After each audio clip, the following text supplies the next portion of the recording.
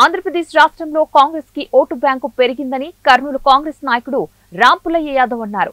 Kurnool MP అభ్యర్థిగా పోటీ చేసి 70,000 ఓట్లను సొంతం చేసుకున్నారని ఆయన తెలిపారు. ఇతర పార్టీల మాదిరి ఒక్క రూపాయి కూడా ఎవరికి పంచలేదని ఆయన పేర్కొన్నారు. 2029 ఎన్నికల్లో ఖచ్చితంగా జిల్లాలో కాంగ్రెస్ పార్టీని బలోపేతం చేసి ఆధిక్యత స్థానాలు గెలిచేందుకు కృషి చేస్తామని ఆయన తెలిపారు. రాష్ట్రంలో గెలిచిన టీడీపీ ప్రజలకు మంచి సేవ చేయాలని తెలిపారు. పార్లమెంట్ లో ఉన్న సాగునీటి ప్రాజెక్టులను పూర్తి చేసే దిశలో ముందుకు వెళ్లాలని, సంక్షేమ కార్యక్రమాలు కూడా అమలు చేయాలని ఆయన కోరారు. పెట్టడానికి కారణం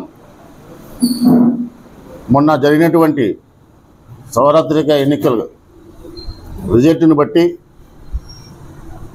మా రాహుల్ గాంధీ గారు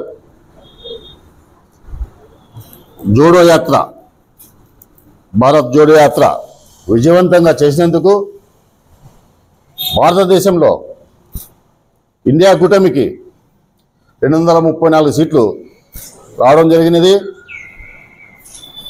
అంచులో మెజార్టీ అంచులో ఇండియా కూటమి ఉన్నది. ఇక కొంచెం కష్టపడి కొన్ని సీట్లు వచ్చింటే గిన రాహుల్ గాంధీ ప్రధానమంత్రి అయ్యి మన ఆంధ్ర రాష్ట్రానికి ఎంతో మేలు జరిగేది. తర్వాత ప్రత్యేక హోదా కానీ, రాయలసీమ డిక్లరేషన్ కానీ జరిగేది. ప్రజలు కొంచెం సౌత్ ఇండియాలో మా పార్టీకి కొంచెం ఇబ్బంది కలిగినది, నార్త్ ఇండియాలో అంతా బాగా జరిగింది. దానికి మేము మొదట రాహుల్ గాంధీ యాత్రకు రాహుల్ గాంధీ గారికి ధన్యవాదాలు తెలుపుకుంటున్నాము. అలాగే రాష్ట్రంలో కాంగ్రెస్ పార్టీకి షర్మిల గారి అధ్యక్షతన మంచి గుర్తింపున్న క్యాండిడేట్లకు టికెట్ ఇచ్చి ఓటింగ్ శాతం కూడా పెరిగింది కాంగ్రెస్ పార్టీకి. రాబోయే కాలంలో కాంగ్రెస్ పార్టీ ఇంకా బలపడుతుందని చెప్పేసి మేము ఆశిస్తున్నాము. మంచి ఇక ప్రజలకు అన్ని విధాలుగా అండదండలుగా ఉండి మేము ప్రజలకు అందుబాటులో ఉంటామని చెప్పేసి కాంగ్రెస్ పార్టీ తరఫున విన్నవించుకుంటున్నాను.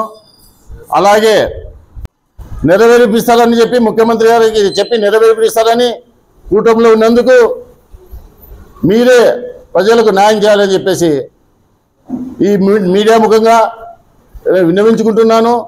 అలాగే మా అభ్యర్థులు కర్నూలు జిలాని భాష గారు కానీ మంచి ఓటు శాతం తెచ్చుకున్నాడు.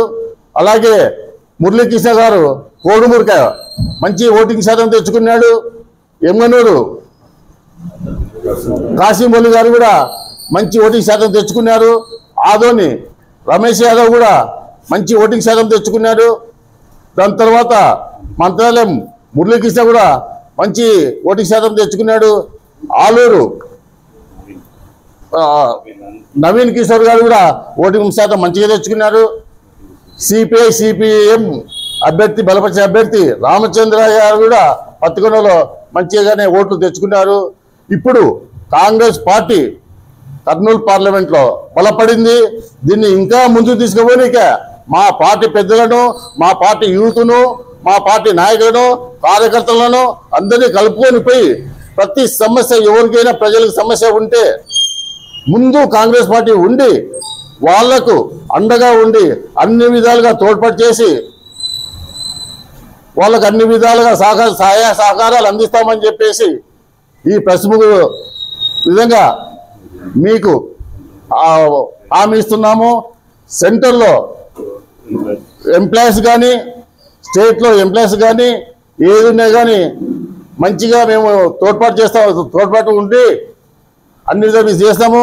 అలాగే నాకు పోస్టల్ బ్యాలెట్లో 1501 ఓటు వచ్చినందుకు ఎంప్లాయీస్ కూడా నేను ధన్యవాదాలు తెలుపుకుంటున్నాను.